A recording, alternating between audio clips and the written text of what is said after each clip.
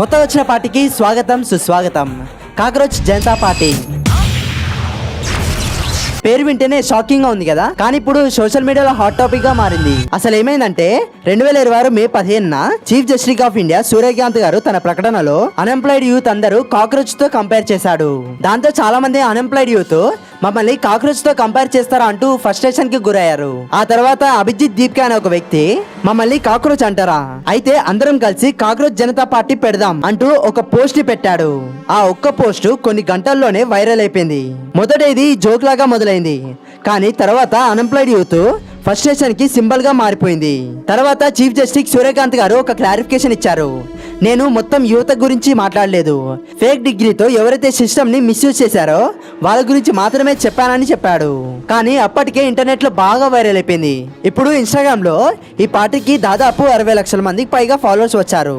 Cockroach Janata party పేరుకి ఫన్నీగా ఉన్నా దాని వెనుకున్న బాధ మాత్రం ఉద్యోగం కోసం స్ట్రగుల్ అవుతున్న అన్ఎంప్లాయిడ్ యూత్ దే.